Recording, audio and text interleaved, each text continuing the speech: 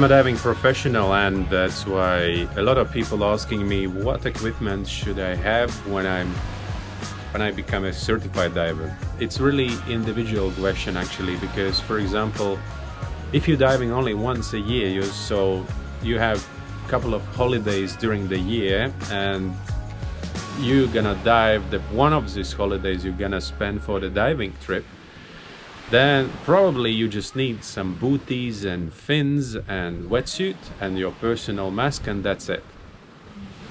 Maybe also diving computer, because it's pretty important, because it's your safety. So the first thing what I got is I got the mask, I got a wetsuit 7 mils. I didn't really need the 7 mils wetsuit.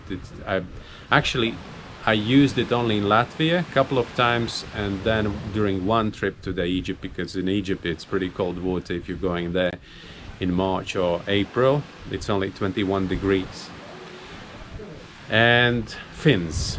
And because that fins was so good and the price was also good, so that's why we're using them also in our dive center. So this is Maris Avanti Quattro. Quattro, it means, if you're looking at the fin, so there is like 1, 2, 3, 4. So that's why Quattro. Mine was, I don't know, it was Quattro? No, it wasn't Quattro.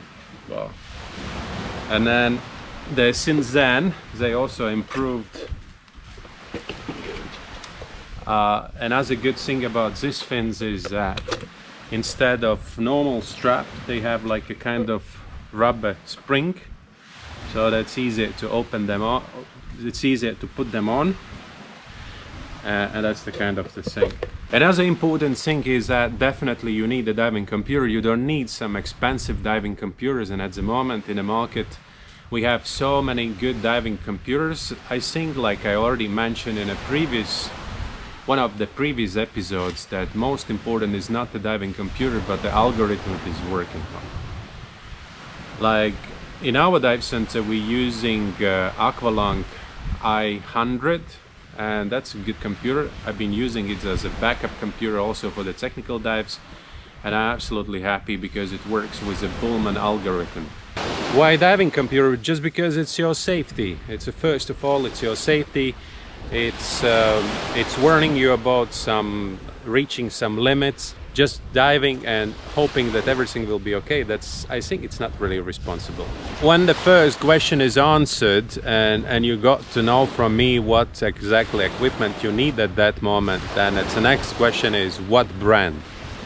I think it's really individual question, just because how can you tell what wetsuit is best for you, because we are so different shapes and body types. What is good for one, it's never works for everyone. I just can tell you which wetsuits last longer. So if you buy really flexible wetsuit, like for example Henderson, Hyperflex, or Fifth Element, or Sixth Element, Fifth Element, Sixth Element.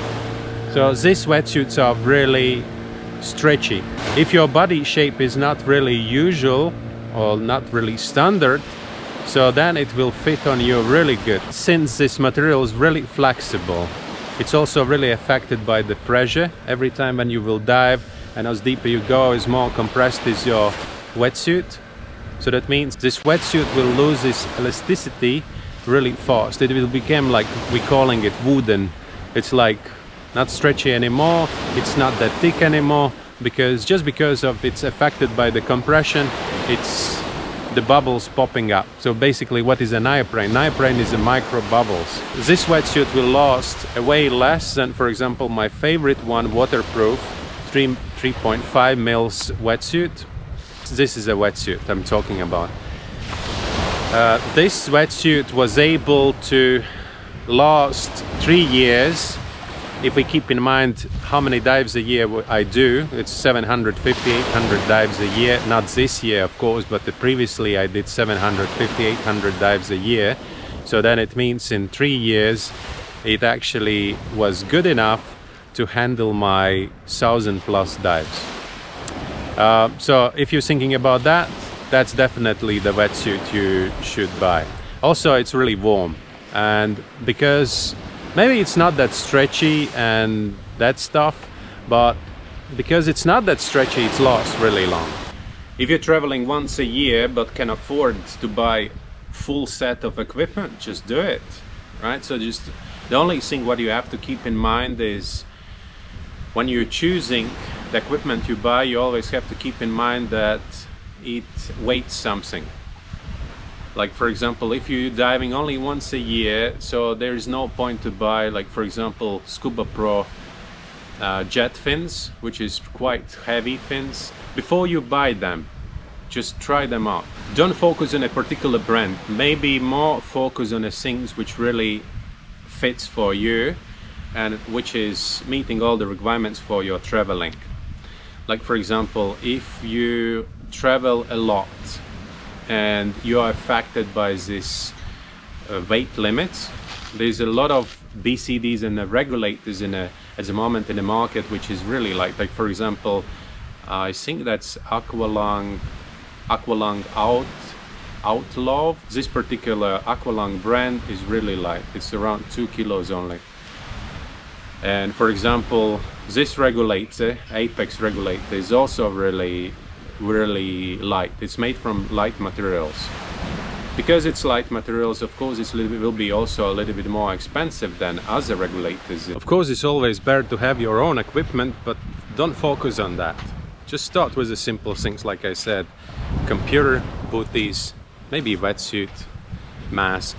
That's the most important things, which gives you the comfort, and you don't have to adapt for it.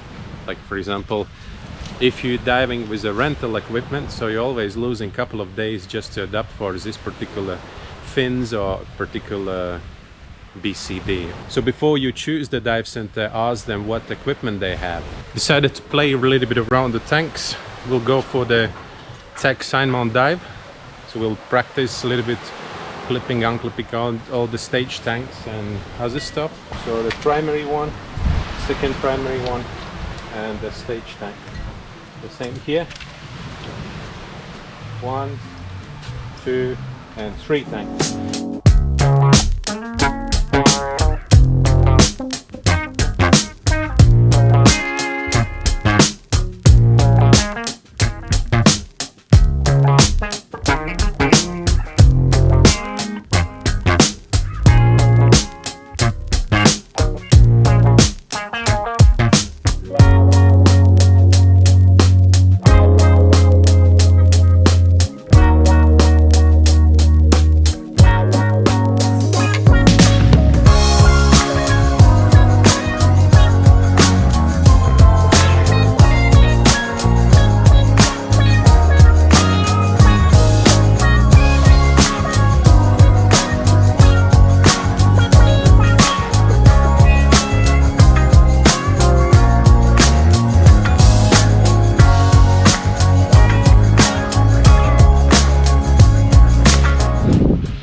Okay, that's it for today.